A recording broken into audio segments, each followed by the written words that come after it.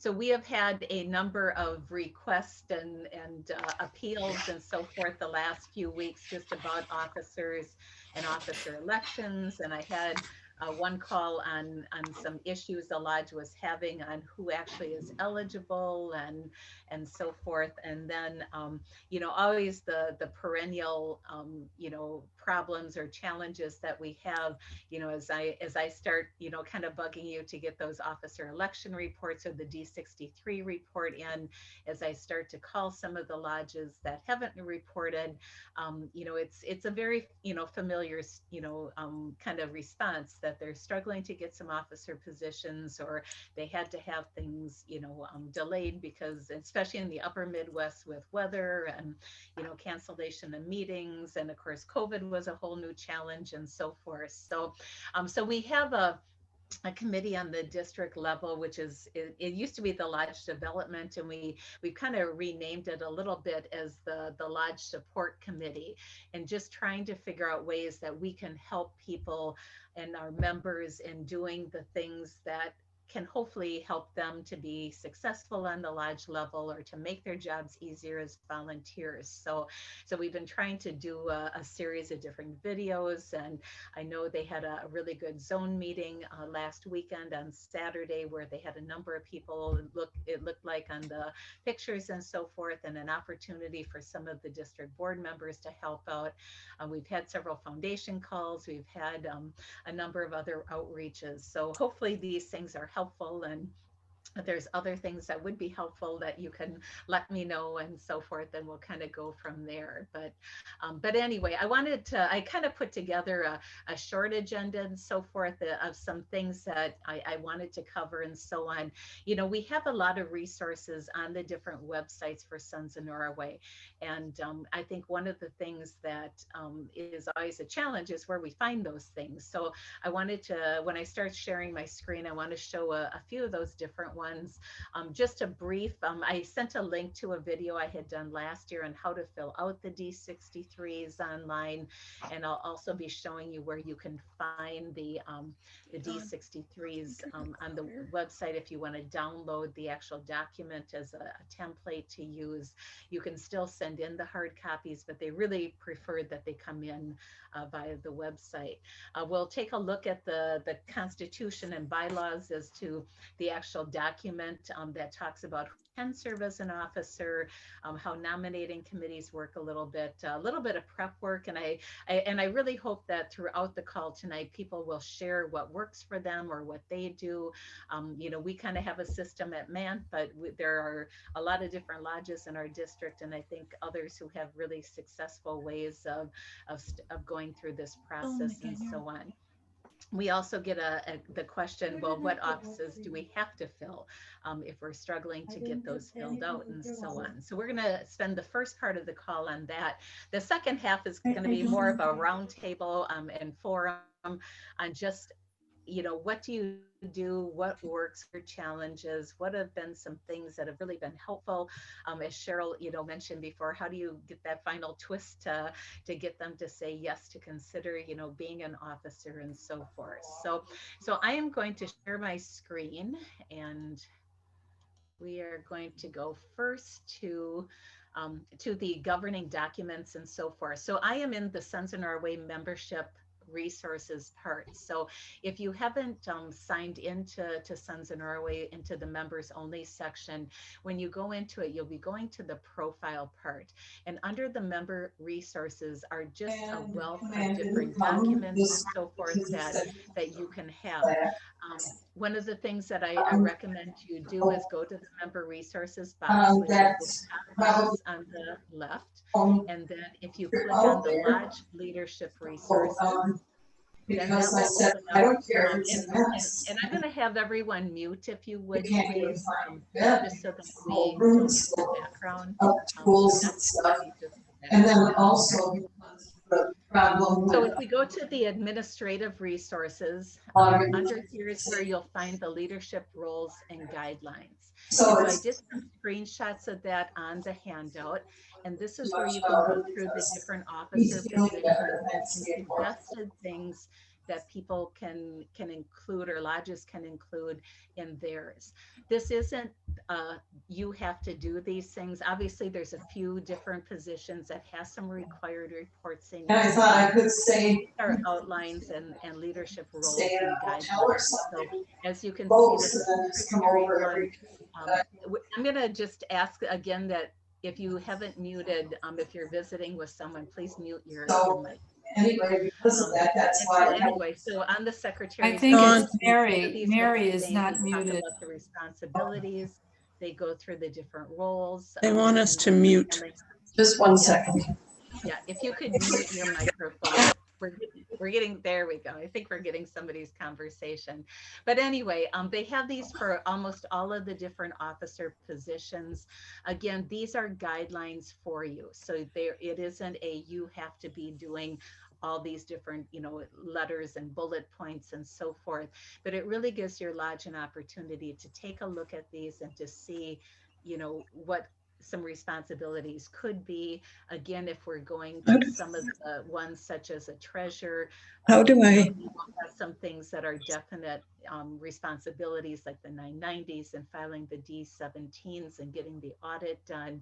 But for the most part, these will give you an outline. So as you look at your different duties and roles and guidelines and so forth, this should be a lodge discussion. isn't breaking? One of the things you may want to check is in your lodge bylaws to see what they have for any details I'm and so on. disgusted. Some lodge Yeah, bylaws are it does. very vague, and it's Excuse more me? your operating. Yes.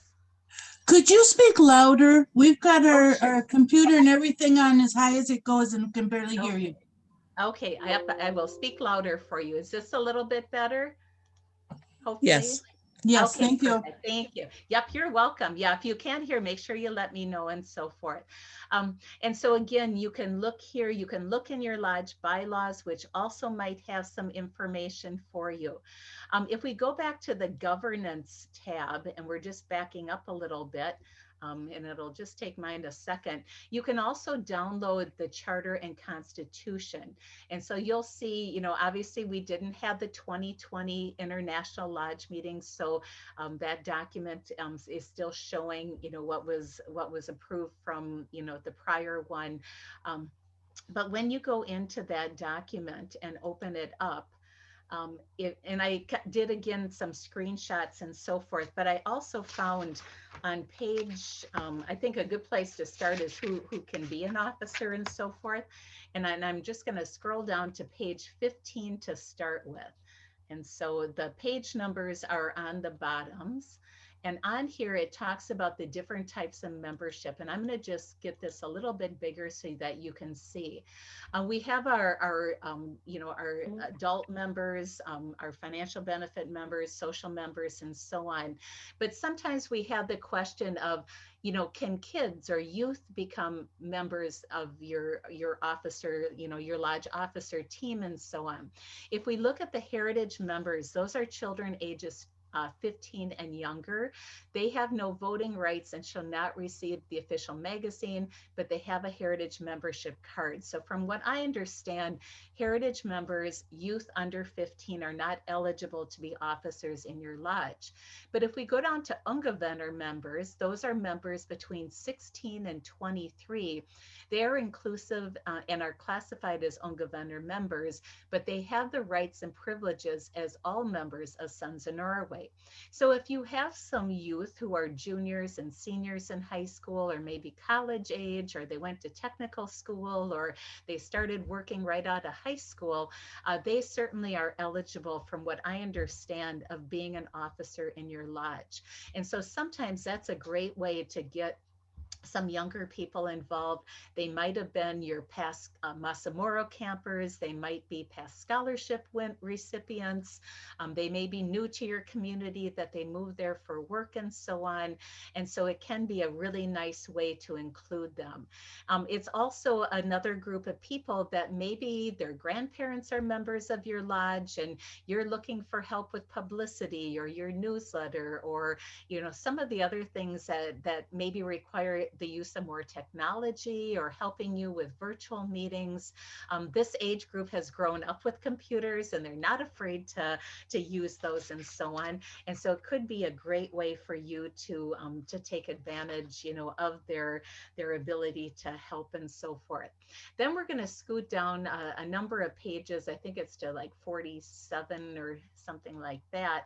And here it talks about, and again, we're kind of using both, the leadership guide that describes the different officers, but also what's in our constitution and bylaws. So for officers and directors, and we are in the local lodge section of this, you'll note that in that big charter and constitution, they had the international section, the district section, and the local lodge. So we're focusing on our lodge officers tonight.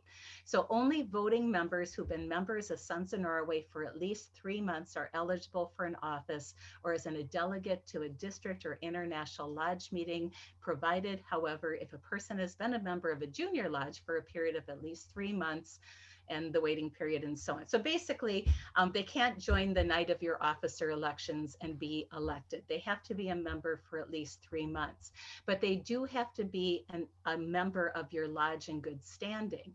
So one of the things that I really encourage you to do as you're, having your list started, your nominating committee is working and so on, is to download your membership list and to double check that they are an officer, or that they are a member of your lodge, that they're in good standing, because that's important as you're moving forward. You want your leadership to be a good example for the rest of your lodge members of paying their dues and being a member and so forth.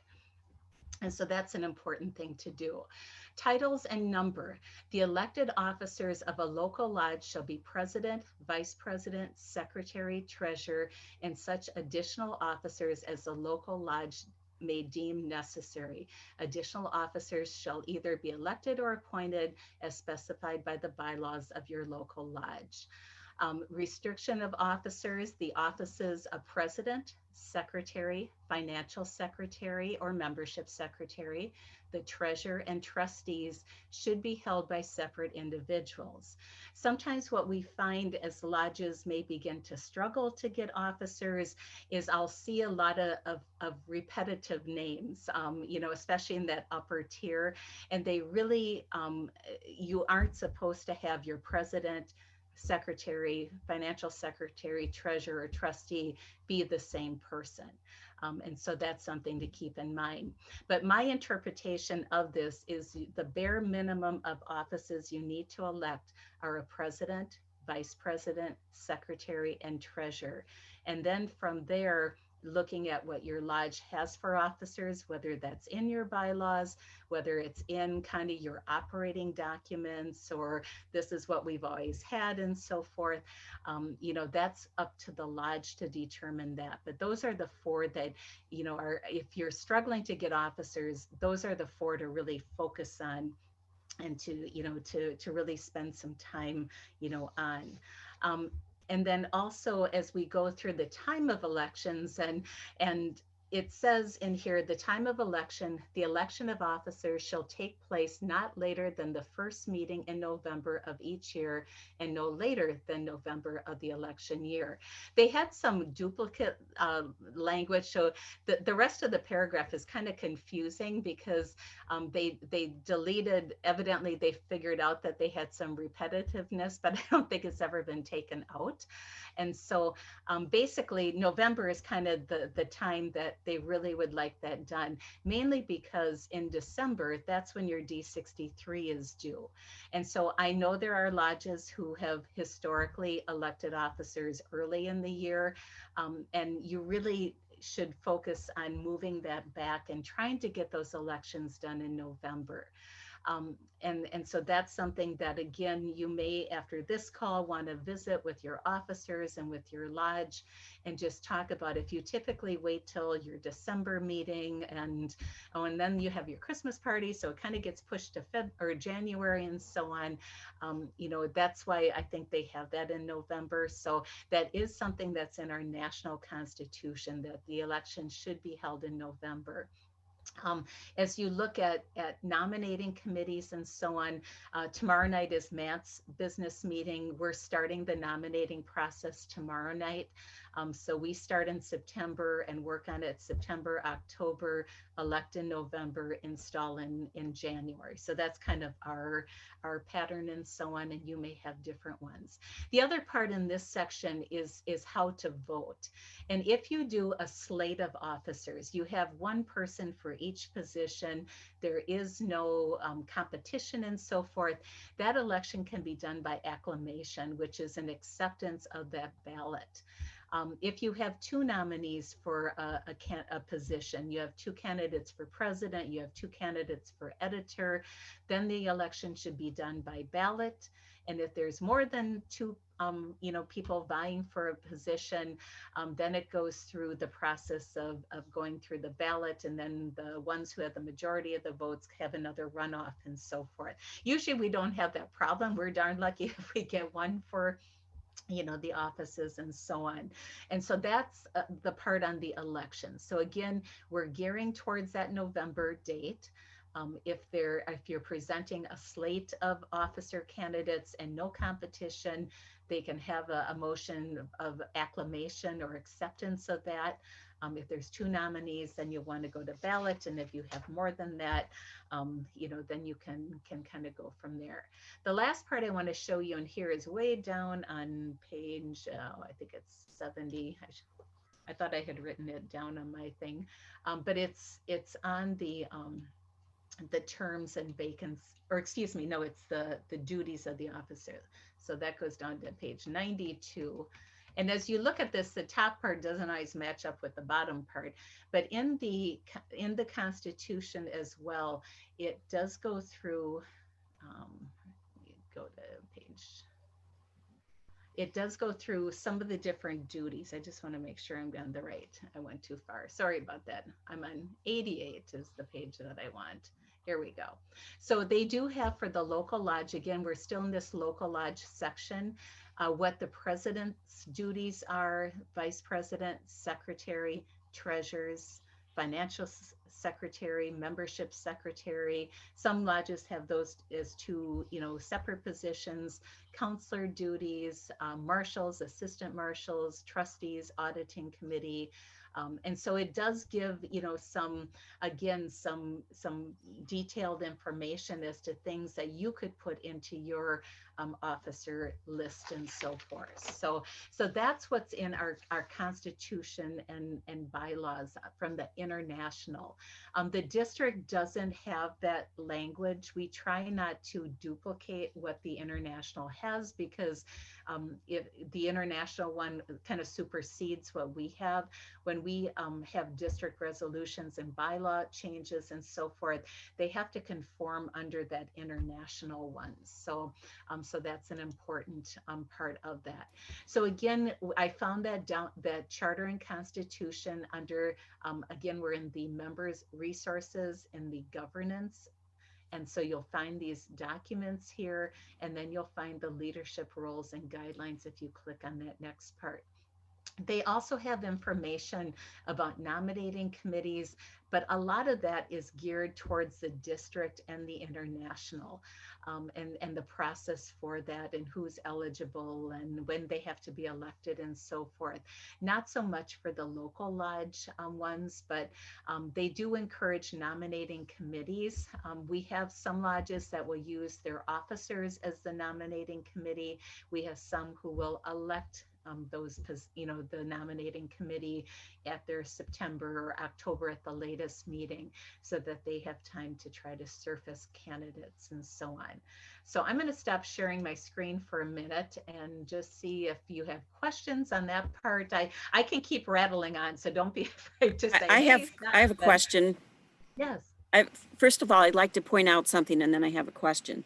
Sure. On section 411.2, that was just changed in 2018 by the international. Some other district proposed, they didn't like having all the officers that were originally listed, so they just wanted the 4 basic ones. Okay. And so it's now been changed. So if your board of directors previously had other positions on it, they're no longer part of your board of directors because only the 4 are going to be there unless you specifically have them in your bylaws. And since or your operating documents, wherever you list your officers and so forth. You would still report them, you know, when you do your D63 and so forth. So so yeah, that might be a question for up at the home office, because like in our lodge, we don't have the officer listing in our local bylaws, but it's in our operating document of who gets elected. So does your operating document also list all the other positions that aren't board members? They all are board members in our lodge. So we use all of them as board members. We never have a meeting that only has 4 officers at it. But I'm talking about like your sports director and your webmaster, all those Yes, positions. Yep, they're all supposed to be at tomorrow night's meeting. And you're able to get a quorum with that many people for a board meeting? Yeah, we do. Yeah, and we call ours business meetings, so they're open to any, you know, members and so forth. But yeah, we have a pretty good turnout on those. That's where we do probably 95% of our business, and keep the main business for the lodge. You know, we do most of it at our business meeting, and the cultural meeting is more the cultural part and program.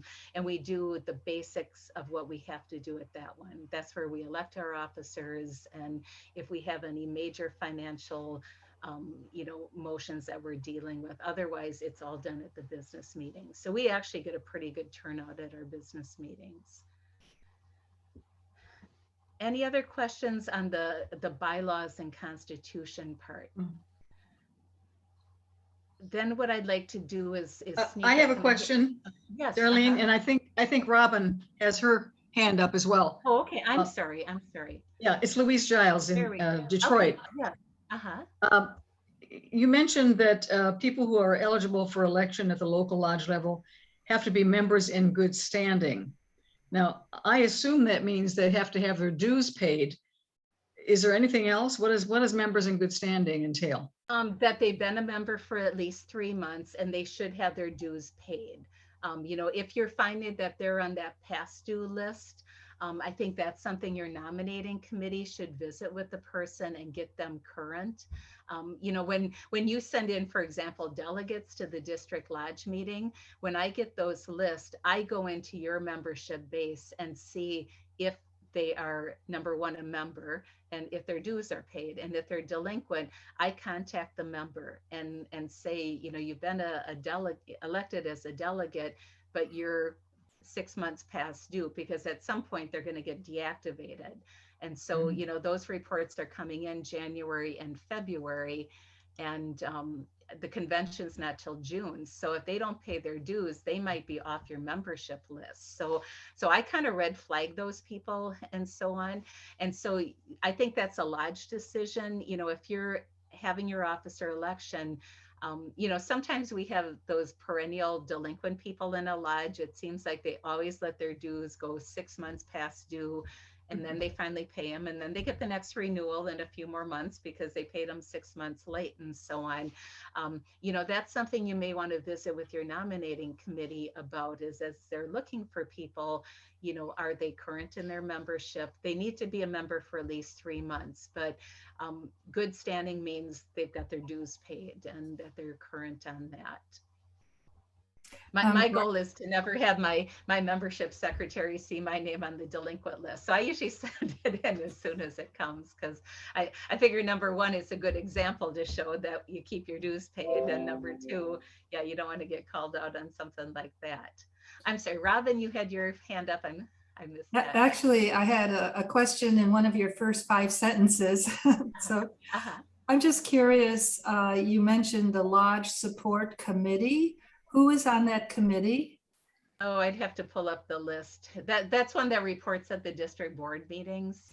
Can I send it to you later, or do you want me to look? Oh, yeah. I'm just not familiar with that committee. Yeah. So, well, if you go to the draft of the board minutes, it's in the board, in the draft of the minutes from the last spring board meeting or the fall Okay. board meeting. Okay. So And the yes. second question I have is, how do you differentiate in the lodge as officers or directors? Is there a difference between the two? We don't at ours. Everybody's an officer. I know on the district level, the officers are those in a president, vice president, secretary, treasurer, youth director, sports director. Correct, but at the lodge level, it can be whatever you decide, Yeah, officer we or don't on director. ours. Yeah, all ours are all officers in. So you don't What about your- differentiate the president, vice president, secretary, treasurer, like an executive committee at all? No, we don't at Do ours. other Do any lodges- of the rest of you? Do any lodges do that? We absolutely differentiate. We have a small board compared to all the other officers that we have elected. And I just scanned the whole charter thing, downloaded and scanned, and it doesn't say anything about operating documents. What I read is that you have to have it in your bylaws if you have additional officers that aren't those 4 that are specified. Okay. Other questions on that?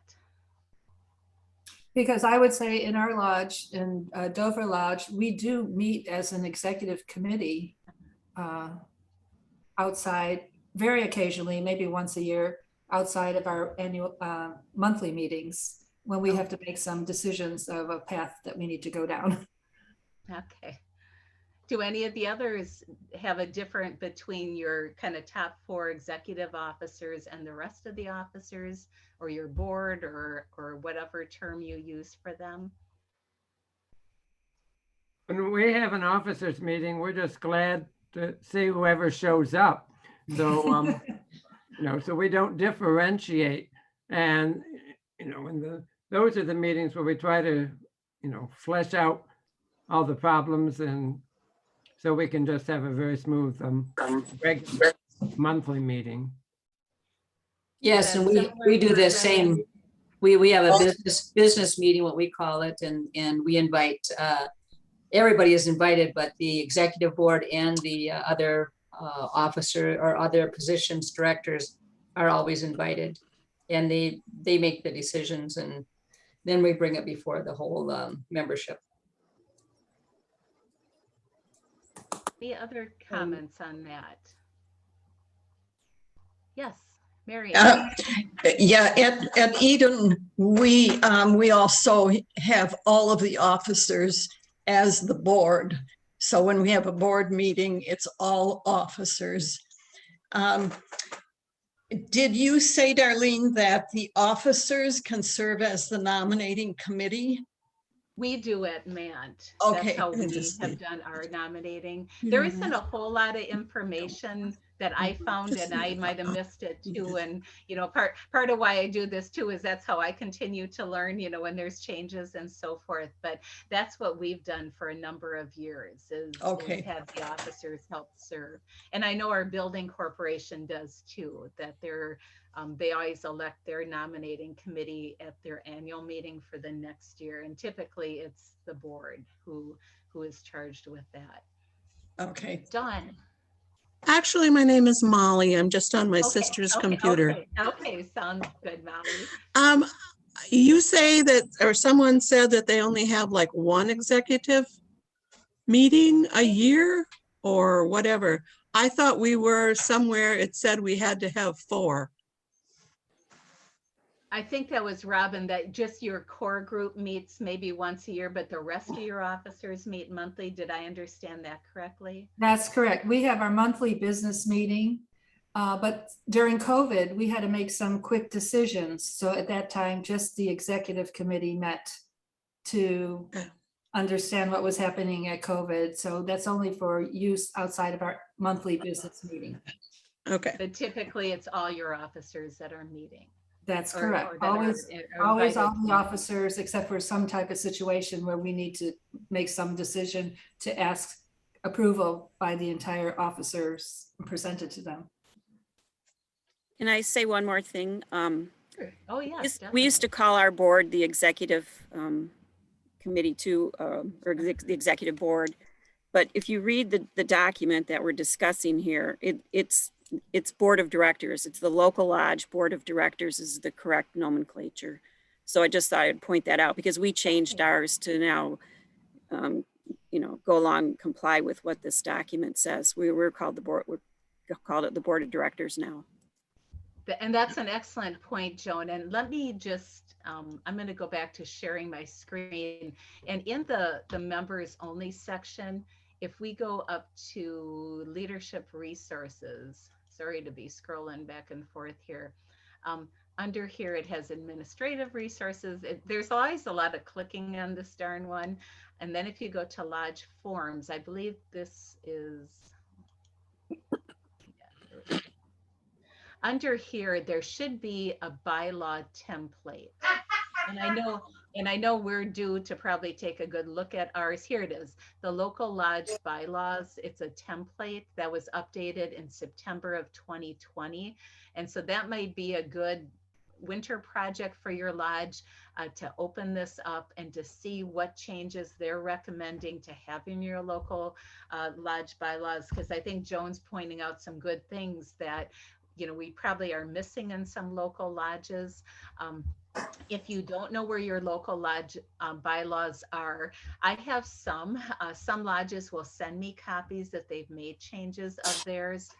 But for the most part, I contact Sherry to see what she has as the most current bylaws for a lodge, if they ask me, because what I got might be 5 years old. And if they changed it 2 years ago and didn't send me a copy, I don't have that. So Sherry Gorse is the best one. If you can't find a copy of your local bylaws, to ask her for that. But again, if you click on this, and I'll just open it here so you can see it, it will have a template that you can use. And it will have some of these changes as Joan, presented too. So that was an excellent point. And it gives you, kind of, and they updated this, after the due structure change and so forth, and kind of helping us with the explanation of the membership and fees and so forth.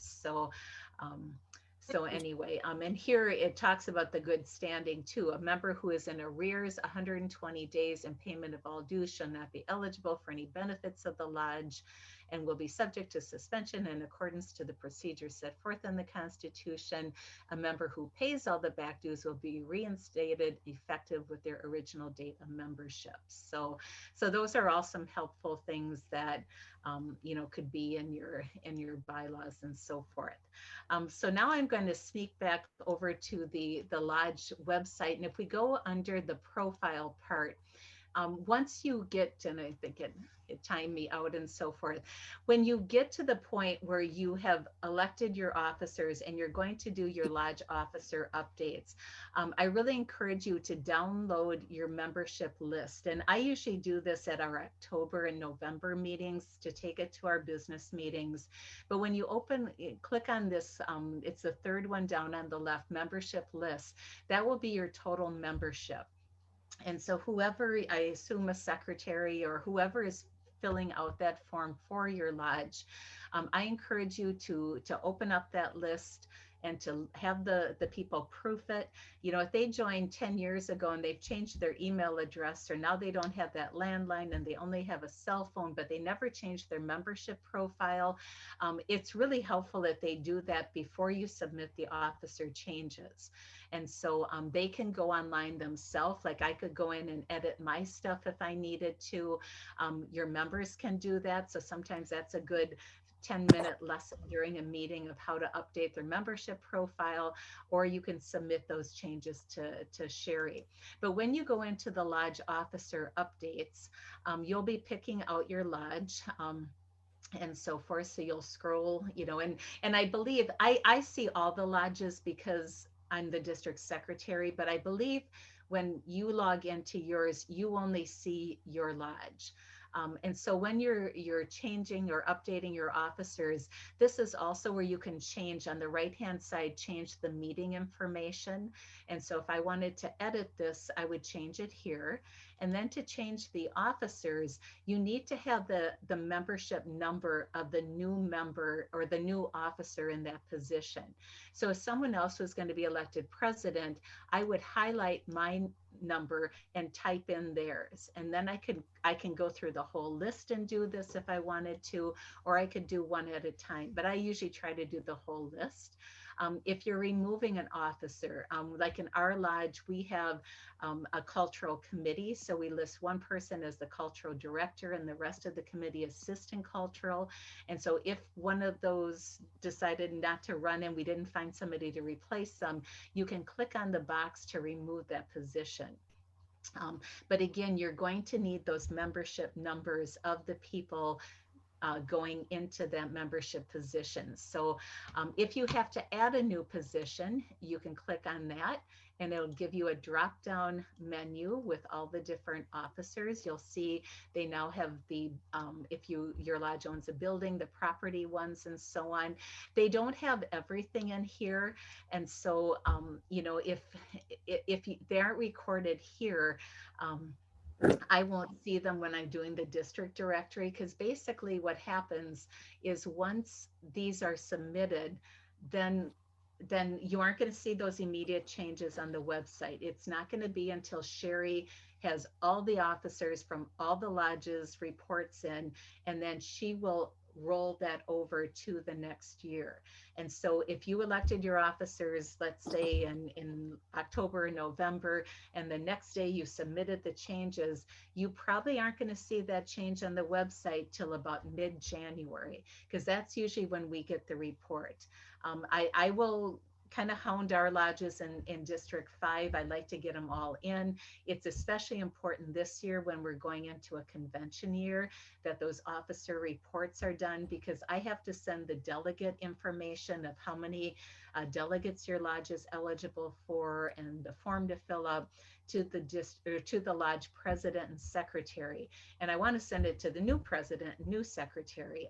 You know, hopefully if the old one got it, they give it to the new one, but they really want that information going to the new lodge president and secretary. And so it takes a little while to get all 8 districts, to get all their, you know, lodges to report. So I many times will get a call or an email from people saying, well, I did our officer changes 2 months ago and it's still old on the website. It's going to be until early to mid-January. And then once she has everybody, she'll roll them all over. And then that's also when I get the master list. And that's what I use to send out the notice that the Friday news has been posted. So sometimes I get some very irritated people who will say, well, I'm done. I was, you know, they had a new officer that was elected back in November, and I don't know why I'm still getting this stuff and so forth. And you know, and I'm just trying to say, well, I'm doing my best and so forth, but this is what I've got until we get those in and so forth. So that's how you change those officer updates. It's on the Lodge Officer one.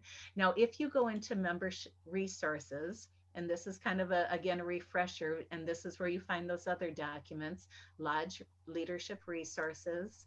And then again, this is where you're going to find administrative resources, which will give you those leadership roles and guidelines. But also under the lodge forms, you can click on the officer election form, and this one hasn't been updated yet. And so when you excuse me, let's go back to that one. When you open it, they still have the 2021 reporting one, so I have a feeling probably that's going to get changed pretty soon. But you can download this form. It has all the directions. You can still send in a hard copy form, but it's a lot of writing and so forth. What I recommend is if you want to use the form, use it as kind of your draft or your worksheet, and then go online and submit it. But it is something you can send in. But again, this is last year, so they need to update this for submitting the 2022 ones. So, so that's a resource that is there. Another resource that is available is on our District 5 website. If you go to the About Us and you go to the district documents, once your officers have been elected, you've sent them in and you're ready to install them, we do have a draft of an officer installation ceremony, both in a PDF and a Word document. And so this is just one, basically, for those of you who've been around a while, we used to have those leather books that were given to us probably, oh gosh, 15, maybe 20 years ago, that had like 2 different ways to install your officers, a long form and a short form. And so I just typed in a lot of that information. So if you don't have a musician, you can edit it out, or if you have a position that's not on here, but you can use this as a template for installing your officers. And who can install an officer? It can be your zone director, it can be a district board member, it can be a past district board member. You know, if you're struggling to secure someone like that, you know, if you have a counselor in your lodge, that they, you know, certainly could. Some lodges have a very formal installation, some don't install, it seems like, at all much anymore. So it's kind of a variety of different ways that people are installing them. So but that there is a draft there though, and I can always email that to you as well. But we do have in both the PDF and the Word documents. So so it is kind of helpful. What I do, like if I have Cheryl come down, she's assigned to our lodge. You know, I kind of plug in all the names, and then I tell her, you know, make it as short as you want. So if you want to take out some of the stuff, that's fine with me. But I kind of give her the whole load and tell her, well, here's how much time we have, and so forth, and we kind of go from there. So that's where some of that information is. So any questions on that part? And Giles had their name. Yep. Bob and Louise. Yeah, it's Louise again. When you were showing how to update your officers, the newly elected officers, Yeah. I noticed a problem we ran into a few years ago when to fill our president's role, we had co-presidents. Oh. And that worked very well because it allowed the person who had been president to kind of mentor the newer person, who then later in a subsequent year became the president. So the problem was, when we were updating the form, there was no way to list co-presidents. And so for the rest of the year, I was one of the co-presidents. I kept getting all the information, and my co-president got nothing from you, Darlene, and there seemed to be no way to fix it. Okay. I'm not sure. Mary Zarufi is on, and Mary is a co-president.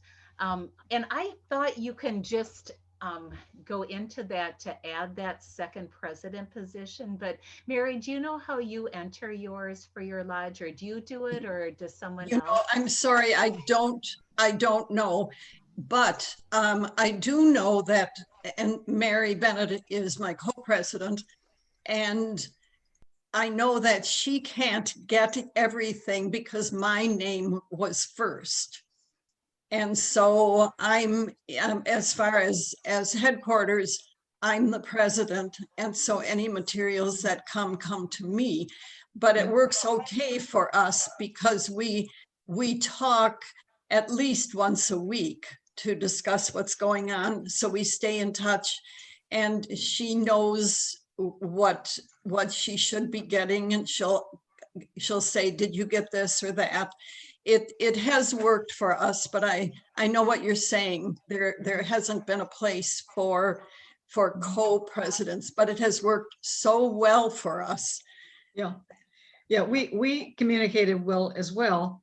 Maybe not every week, but we did. But it seems like the international, whoever's maintaining that website, should make it easier to have co-presidents, because in our case, you know, we figured that we were sharing the duties equally. So it shouldn't be like there's one person in charge and the other person is subordinate. That was a co-equal situation. Yeah, that's interesting with Eden, because when I get the master list, it lists both of them as presidents. So okay. I don't only see the one. And so I would suggest, Louise, that, and for anyone who's in that situation, to contact Sherry, because she can go in the back end, you know, and modify things. And I wonder if she isn't able, and maybe that's what she did with Eden, you know, at some point, or if she became aware that only one of the presidents was getting it.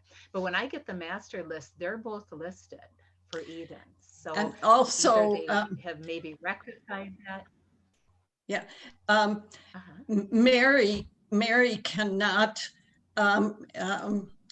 print out the membership list because Oh, really? I can print it out, but she can't. So I'll print it out for So her. she can't get into. No, she can't get into it to print it out because evidently it's just one president that can do that. But that too hasn't been a problem because I just print it out for her and you know, so I'm really not sure what all is allowed and what isn't. It's just worked so well for us and we haven't run into any problems. So, and That's we're really equal. good to know, though. I will talk to, yeah, I'll talk to Sherry about that to see what they can do on their end, because yeah, if you're elected as co-presidents or you know, in those positions, you both should be getting everything. You know, I could see if, you know, and now I don't know what if they send out anything hard copy anymore from the international office, because everything seems to get emailed. You know, it used to be, you know, we got the officer election reports in hard copy, we got the audit forms in hard copy, and I haven't gotten a hard copy of that stuff for a number of years.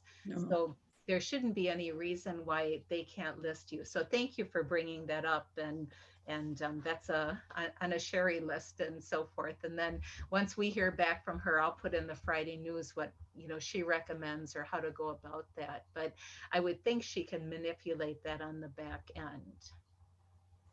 Any other questions on those parts? So where do we find candidates? What do you guys do? What has worked and what hasn't worked? And what tools do you give either your nominating committee or your members and so forth? Anyone want to jump in and share your best ideas?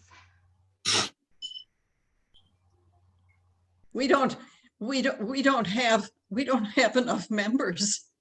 So Mary and I will be going through the current membership list and try to pick some of those that have been more on the sidelines and maybe don't come to things that often. And if we invite them to be an officer of some sort, and it could be a marshal, it could be, you know, we do need a sports director and that type of thing. We're hoping that we can encourage people that haven't been active to take one of those positions. But other than that, we just look through. We want to change some of the members, the officers, so that we don't always have the same ones, just switching positions. So we get more people involved, but we're heading for that, of course, right now, like everyone else is. And I hope that we can encourage some of the people that have not been active to come back now that we consider it a little more safe to come back and that we actually can meet at the church again. And I hope that doesn't change. But it's always hard. What are some other things that other lodges do? Do you use your newsletter at all, or how do you share with them what officer positions there are or what those duties are? I would encourage lodge presidents and other directors or officers to really get to know the members that are on your membership roster. At different levels, we do a leadership survey, and that then gives you information on a skill set that a person might have, and you could determine what would be the best position for that person. I've also engaged conversations with potential officers to determine whether they would like to serve. And I try to point out to them what skills they would bring to the table. So if we have had repetitive officers in our lodge in a particular position, like Mary was just describing, it's always good to shuffle that up a little bit. We've also tried to include, as you indicated, Darlene, younger members as officers if they're old enough to hold a position and they are in good standing with the lodge. They may need a little bit more guidance. but they do have skills and talents that you may be unaware of. And it's a good idea to tap into your high schoolers or college students who are attending school close to home. Robin. I would say our greatest challenge with a small lodge is finding people who have access to computer knowledge and can share their talents via email and letters and just meeting. It's really a challenge where we are, especially with some of the super senior members. They want to participate, but are unable to because they don't read email, and it's hard to put our meetings together with that. So, and getting the younger members, we did get a member in their 50s, and it's so exciting. And now she's our newsletter editor, and because she knows how to operate in the business sense also for the lodge, but it is the biggest challenge we have. Well, I guess our lodge is rather fortunate then, because we have had maybe 5, 6 younger members, and younger, I'm saying 40 and under. And some of them are stepping up. We have one gal that's taking over our library, which is in dire need of upkeep in whatever. She's doing a fantastic job. We have another younger member who is a physical therapist by profession, and he's taken on the sports director, and he just has a great outlook on it. And I think he's gotten so many more of us involved in trying different things. So I guess I thought we were sitting, not too good, but listening to some of the rest of you, I guess I better be thankful we are doing fairly well. Yeah, I have a question for you, Darlene, and that is, thanks for sharing a little snippet of your membership list there. It's always fun to look at something you're not supposed to look at here. But my question is this: when you got down to your cultural director, it seemed like you had about 25 associate cultural directors. Actually, we have 4 couples on that, and that came from a thing that happened a number of years ago, where we couldn't get somebody who would want to be responsible. Our cultural director is responsible for the monthly meeting programs, so that's their primary purpose. And well, my question was, it almost seems as if when somebody becomes a new member, you assign them to one of these jobs, like your associate this or your associate that. Actually, all of a sudden, we elect every 2 years, so they have to be on that election side. But how that evolved, and this is something to look at, is that we found that if we had, it started out with 3 couples who said, can we do it together? And so they meet about 3 times a year. They have supper. It's kind of a whole night out kind of thing. And then they each take months. So like they just met 2 months ago, because they hadn't had to do anything, during COVID, because we use tape programs and so forth. And so what they do is they meet, they brainstorm program ideas and so forth, and they self-assign what months each one is going to follow up on.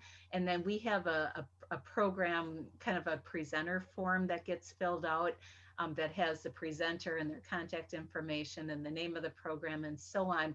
So they're responsible for getting that from the presenters and securing the presenters.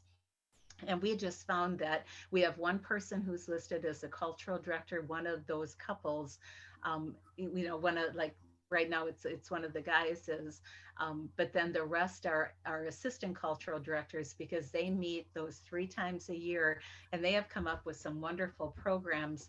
But if they had to do it by themselves, I don't think we get any of them to do that. So that's something to consider, is that if you've got people who will say, we'll work together, there's really nothing that says you can't have whatever, as long as within that group they understand what needs to get done and they have a way of determining who's going to do it. And that has been a blessing to our lodge because we have had remarkable programs, but it's because I think it's a social event for them to get their committee, together, and they do it all on their own. I used to go to it years ago, but now they just send me a report and they send me the forms when they get them from the presenters. Our sports directors are the same.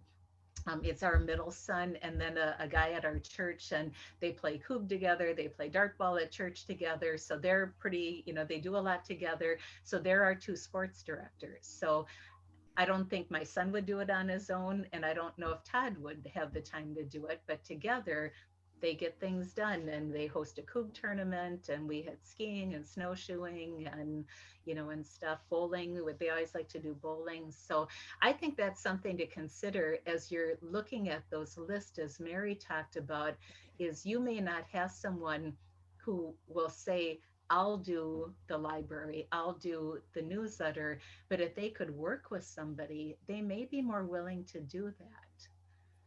Do And just to other be lodges clear, have? just to be clear, darling, and that's great. That's a great idea.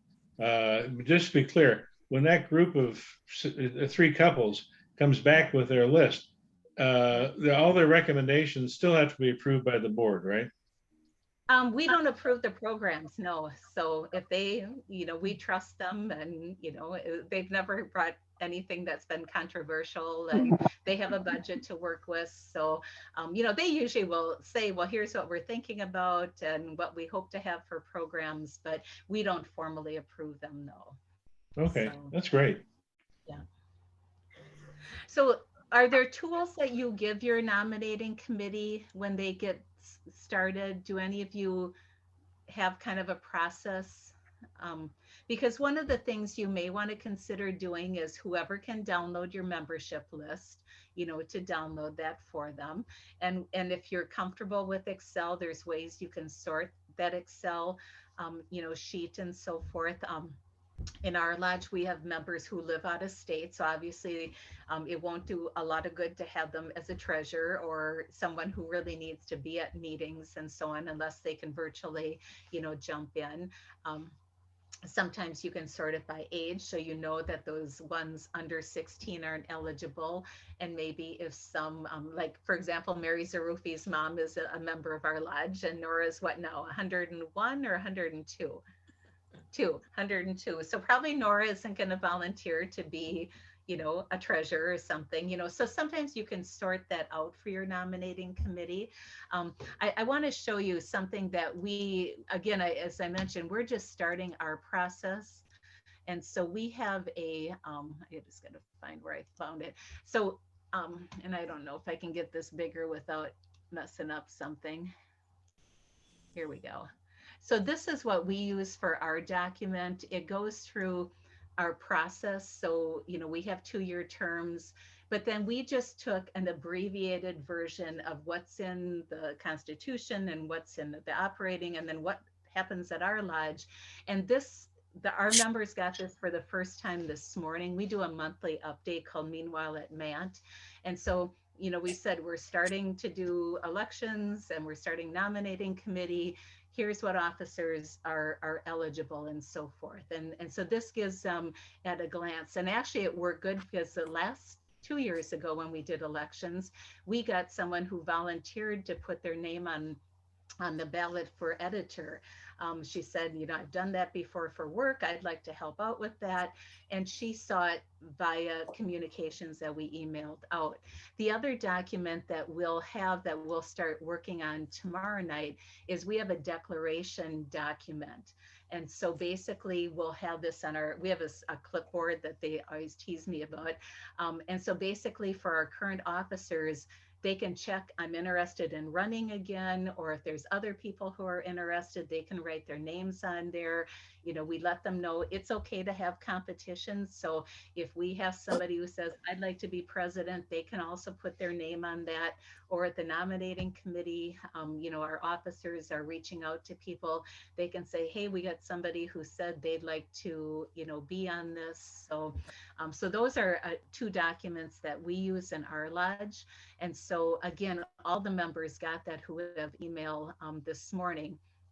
And, and so that's something that we, try to make sure that they have. So that might be something for your lodge to consider doing, is to take, if you don't have a good summary of your officer positions, it's hard to recruit somebody if you say, would you like to be our counselor? And they're like, so what's a counselor? And if you don't have an answer for them, then it's pretty hard to, to recruit them. So it may be that you're starting at that part of just getting that information.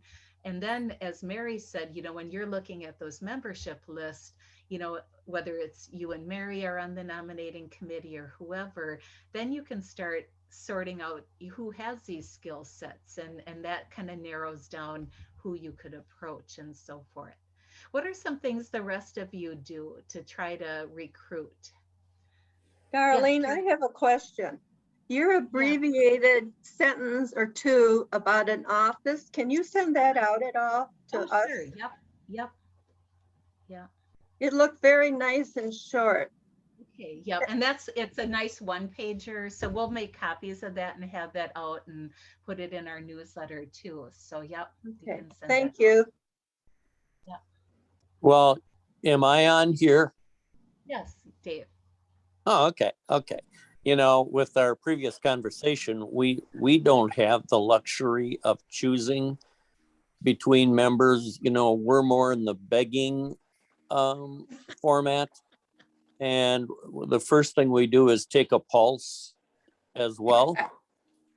And yeah, I mean, are most of you electing now this fall?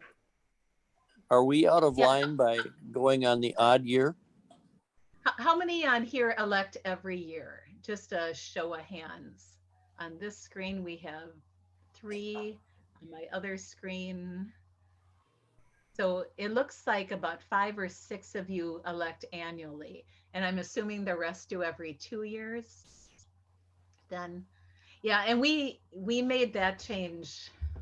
Oh, I don't know, probably 10, 12 years ago. We used to elect annually as well. But what we found is that we were always looking for officers. So we kind of felt, well, if we do it every 2 years, we only have to go through this painful process once every 2 years.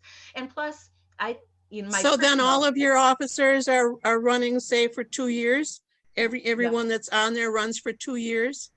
Right. Yep, everyone does. So. Okay, so as we have it, our president and secretary are elected and they run for 2 years. And then the next year, our treasurer and vice president are elected and they run for 2 years. So those 4 are always opposite.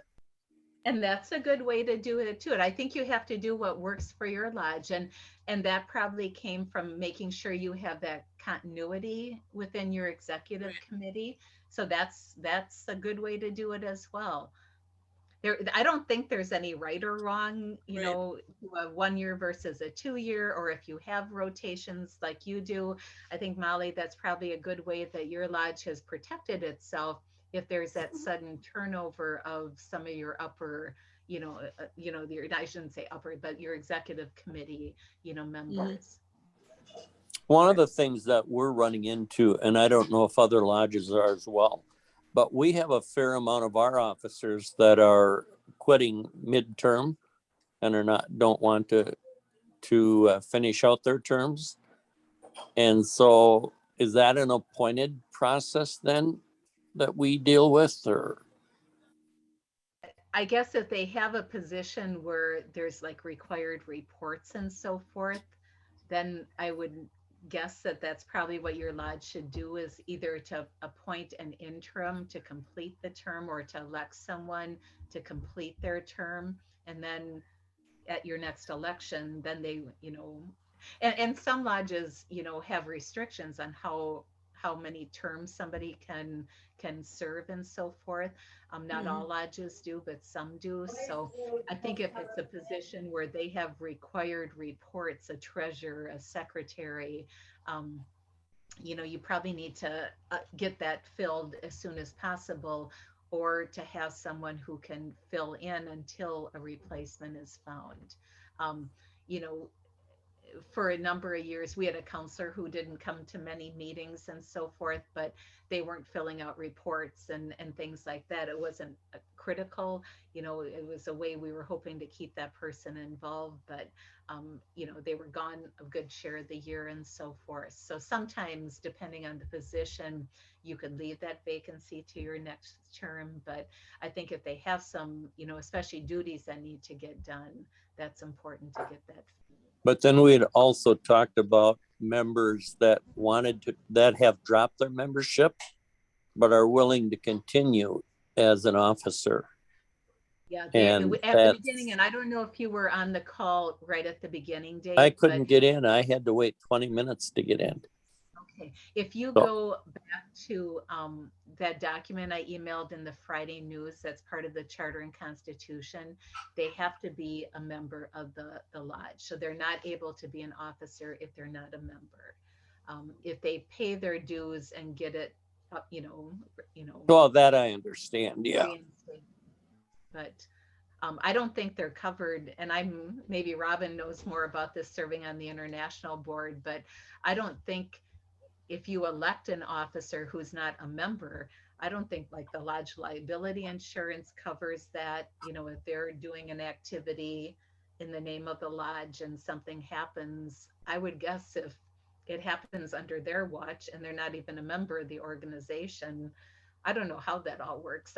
I hope I'm never in a position to find out, but I would guess there's probably some liability issues with that, Dave. And also, have you ever, go ahead.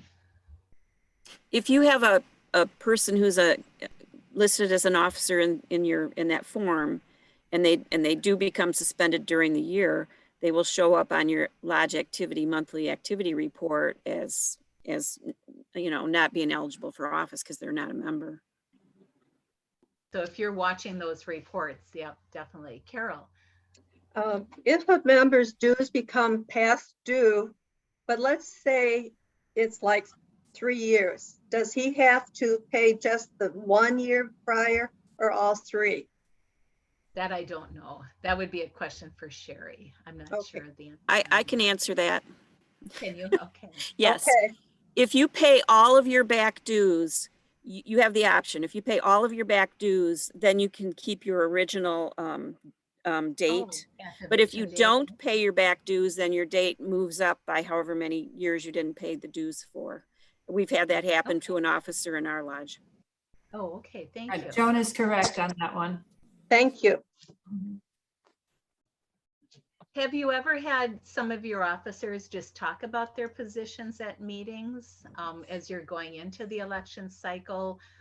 You know, sometimes that might make a good 10, 15-minute mini program at your lodge meeting to, you know, because sometimes people just don't know what they do. You know, they know they're officers and they know they may have a title, but they don't know what the membership secretary does or different things. So that might be something that might be helpful is at a lodge meeting or in your newsletter too, you know, to maybe list your current officers and just a brief summary about, you know, here's who they are and here's what their responsibilities are, because sometimes we assume people know what things are and they don't, you know, and so that might be something to consider, you know, as well as just having them talk about what they do.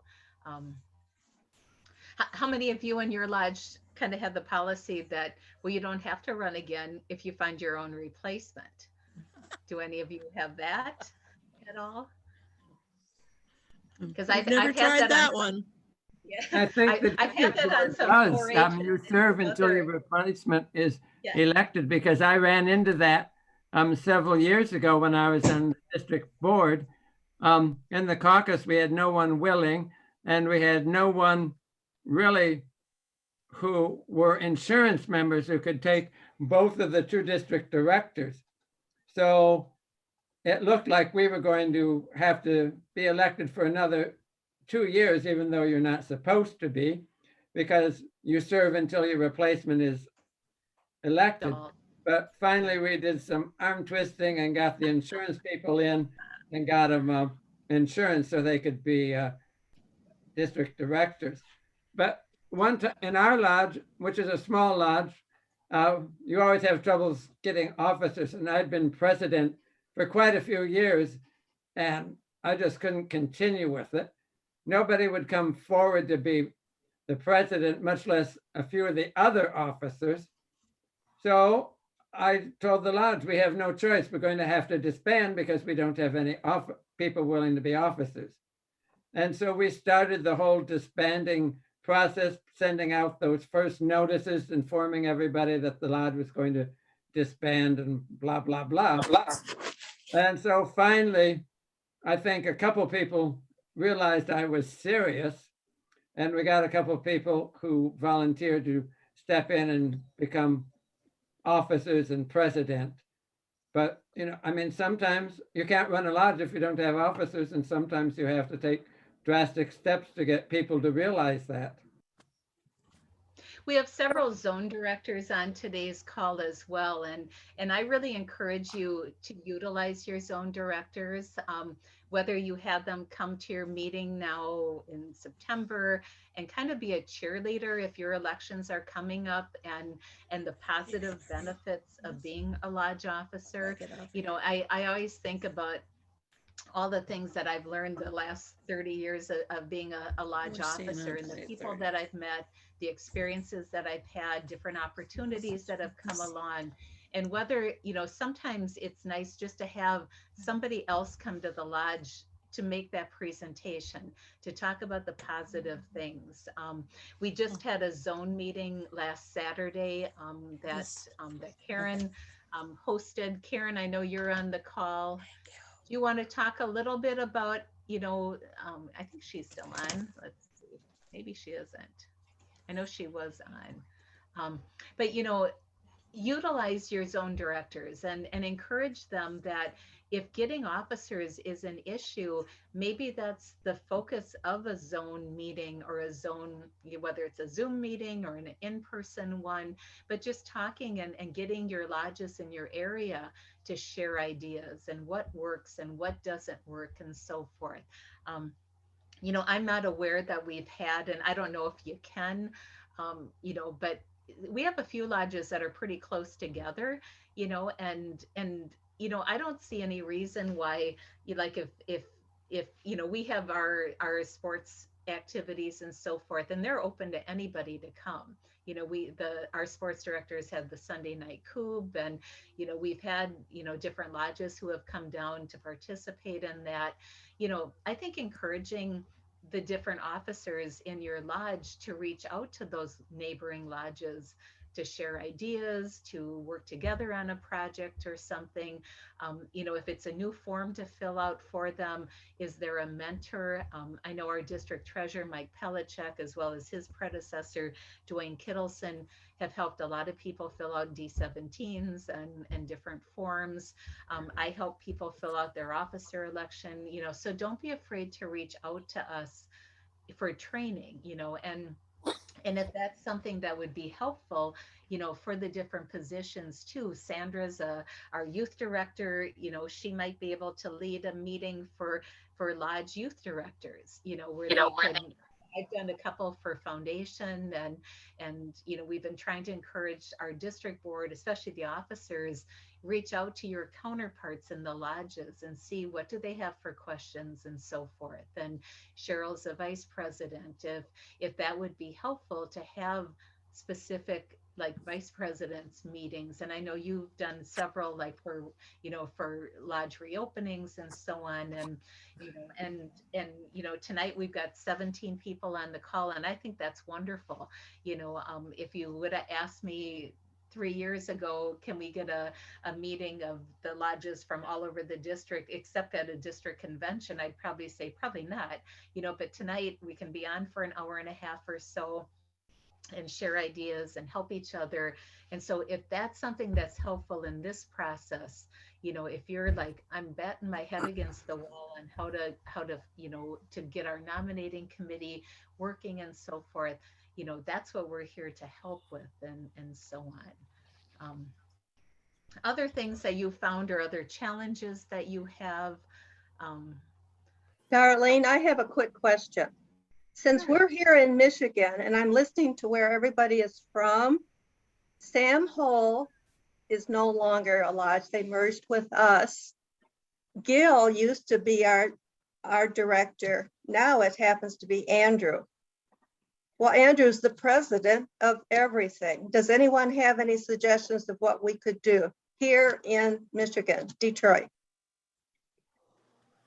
For having like zone activities or? Yes, like what you just talked about.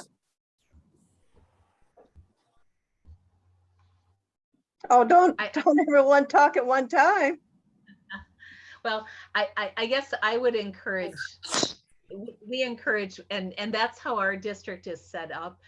The only two on the board who don't have zone responsibilities are the secretary and treasurer. You know, and so, you know, some zones have traditionally had events or meetings and so on. You know, there's several of us on the call in zone 3, and we have a long tradition. Our oldest son is 32, and my first zone meeting is when I was 9 months pregnant with Lars. So we've had them for at least 32 years, every, you know, winter or early spring. And that's just a tradition that we have. We have a rotation and so forth. And so, you know, whether your zone director, you know, is the leader of that, or whether it's the lodges that are pushing to have that, we all have time. We made the commitment to be on the board. And so, so whether it's a virtual meeting that some of the rest of the board members can help with that, you know, there are ways that we can get that done. You know, a good example was a few years ago when the board met in Detroit, and we were able to have, you know, that gathering the one night. And we tried, you know, before COVID hit, to head down Dee's direction down to Nashville and to have a meeting down there where we could get the lower part of zone 6 and then our new lodge over at Shawnee-Skogan to come over, because they're only a few hours away. But, you know, we were struggling with COVID and restrictions and so on. But the board certainly has tried to put it on our radar screen to move around and to meet and to try to do some lodge outreach. But we certainly can work on that, Carol, of getting something, because it's been a frustration of mine. I know that we don't see those, that help that you need and should have and so forth. Another idea is to put it maybe a little pressure on your zone director, is maybe like if you talk to another president in your area and say, and the two of you say, we would like to have a meeting, and then call your Andy or whoever your zone director is. I think that puts a little more pressure on them to get motivated and maybe work with him more than trying just to let him on himself try to develop a meeting for the lodges in your area. Because I know there's a few kind of semi-close to each other there in Michigan. It's a good sharing there. And I think too, you know, we were hoping to do another leadership conference. You know, we've been trying to do those on the off convention years. And I think, you know, it's always great to have cultural programs and so forth. But I'm kind of a stickler that we also need to have time for the logistics of running a lodge, for those officer duties and officer recruitment and membership and so forth. And so, you know, anytime, you know, especially in this format, I'm more than happy, and I think we have a number of our board members who are more than happy, you know, to do that. So maybe what we should do in another few weeks is have a meeting for anyone who might be serving on a nominating committee to kind of go through that process. You know, if you think that might be helpful, you know, it might be many of the same faces on here, but if you've elected your nominating committee, or they're identified, or maybe they're an officer position in your lodge, you know, maybe that's something that might be helpful in helping, you know, them to know what can they do and go about it, and some different ideas. I guess one other part that I wanted to talk a little bit about is once you are successful in electing those officers, how do you transition from one president to the next, or one treasurer to the next? What do your lodges do to help with that process? Do you have a formal kind of transition, or do you have handbooks, or do you make them figure it out on their own, or how does that work in the different lodges? because sometimes that process might be your inhibitor in getting those people. If they've seen that somebody got elected and they kind of floundered because nobody helped them, you know, then they'll say, well, I don't want to do that because I don't know what this position is, and if there's no one to help me. So how do you kind of onboard or train your new officers? In our lodge, we use email to communicate. The new person sends questions that I respond to. We sometimes speak, you know, face to face if that's an opportunity. We have what we call a standing rules of order document, and it lists the previous practices of our lodge. All of our officers receive a copy of that, so they know, okay, we have to send $300 this month to pay for our float storage or whatever it might happen to be. And that does give a basic framework, but just keeping the lines of communication open between officers is very helpful. Thank you. Other things that this do. Ideally, what we like to do is have the treasurer, the outgoing treasurer will train the incoming treasurer. And of course, that's such a big job. It needs to be handled. I mean, you can't just let them flounder. Same thing with secretary. That's a huge position, and president. So the outgoing officers train the incoming officers. Now that's the ideal way. It doesn't always work that smoothly, but it's something that we like to do. I know our lodge also downloaded all those guides for leadership and explained this is a template, you know, that the international has. So if you see new ideas, there's nothing wrong with suggesting them or trying them and so forth, that just because this is how, you know, our sunshine has been done doesn't mean you have to do it exactly that same way. And so I think those are good guides as well. And also, if you feel it's important to have officer training that the district or your zone host, please let your zone directors know, or let me know, or others on the board, because I think that's a critical part. And, you know, I know over the years in Zone 3, we've gone soup to nuts on what we've done at our zone meetings. We've had some that have been specific officer training. We've gone through, you know, cultural things. We've focused on membership. We typically will send out a survey to asking the lodges, what you need help with, or what do you want us to focus on at the zone meeting. But, you know, many times we have those new officers who are like, I don't know, you know, I didn't get that meeting that Mary, you know, talked about, or I was handed a bunch of stuff and said, you know, call me if you have questions, and that was the training. So, you know, or again, if you think on the district level, if it would be helpful for like me as secretary, you know, to have a meeting in January for any of the new secretaries and assistant secretaries to hop on a call and just go through some of the things, or Mike as district treasurer, Cheryl as vice president, or Sandra as youth director, to go through, here's what happens in the district, here's what you can be doing in the lodge, you know, if you think that would be helpful. Because I think if people know there's help, sometimes they're more willing to say, yeah, I'll give it a try, and so on. Past January, Darlene, we had 80 some people attend our Zoom call, which was a district-wide zone event. I did that. For some zones, like Zone 6, if they have not had a zone meeting in a long time, it gave them an opportunity to attend, to get up-to-date information, to ask questions, to put a name with a face. It was a very good activity, and I was extremely pleased with the number of participants in that meeting. If that's something, you know, people are interested in continuing, they'll need to let me know, and then I'll work with my zone director in Zone 3, and we can put that forward for spring of 2022. Bob. Yeah, Darlene, I think that's a great idea you brought up, because you know, if all of our lodges suddenly have all new secretaries, it'd be nice to have such a meeting as you suggest to go through what's expected of them. More importantly, it puts them in a community where they can actually, talk to each other and share, not only among themselves, but with you. I mean, so they know that they're part of something a little bit bigger.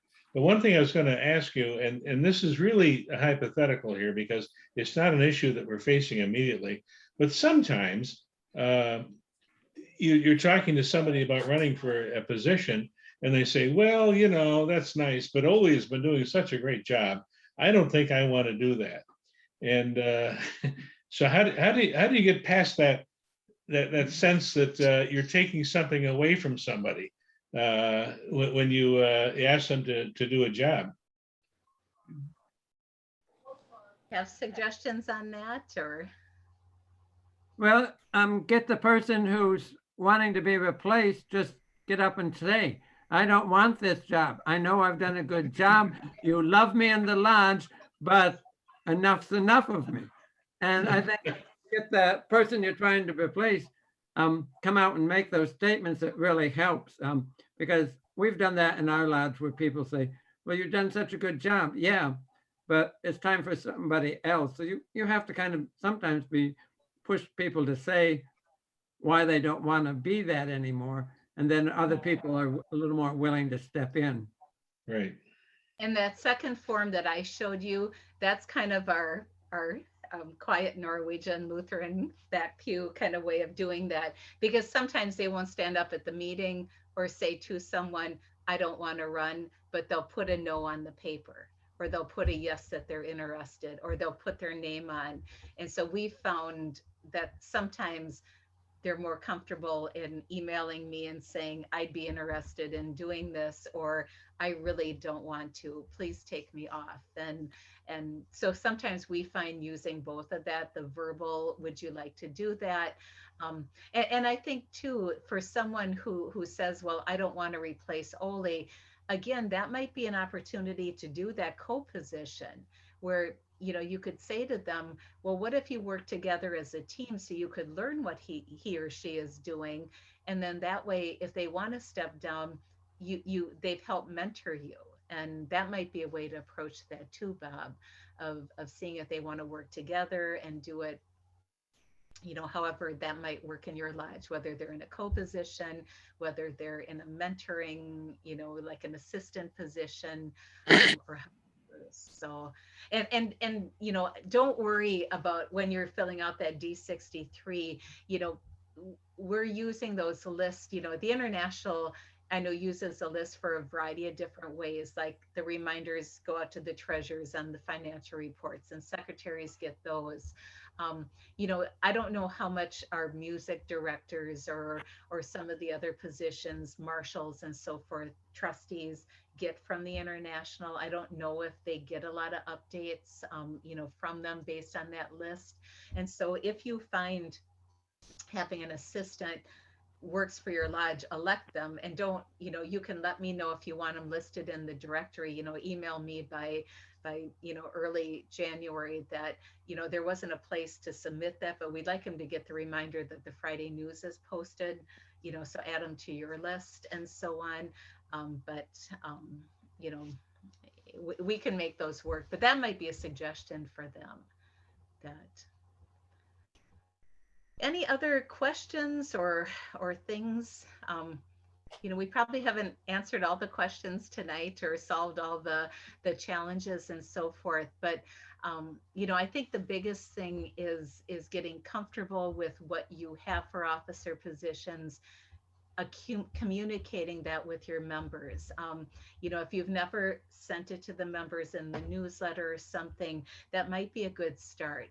Like I said, we picked up a new officer mainly because she read the description and said, I can do that. I've got the experience and the background, to do that. So I think sometimes communicating what needs to be done, or that there's help, or we will have help training you, may take some of those no's away, from you.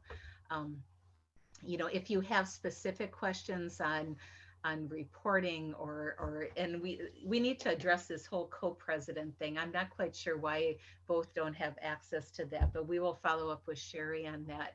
But Sherry's a really good resource, on things as well. So she's usually, when I can't answer something or find the answer, she's who I usually go to, as well. So, so I found her to be a good resource, or Connie O'Brien or some of the others up in the office. Anything else for tonight then? If not, we're right at 90 minutes. So I just want to thank everybody for tuning in and sharing your ideas and questions. And I'm hoping that it was somewhat helpful tonight to hear what some of the other ones are doing and to find out resources. And, we probably all have a little bit of homework of doing, some work on updating bylaws or looking at those new draft bylaws and suggestions that they have for having in our local bylaws. As we get to the end of the year and so forth, we'll be having more meetings.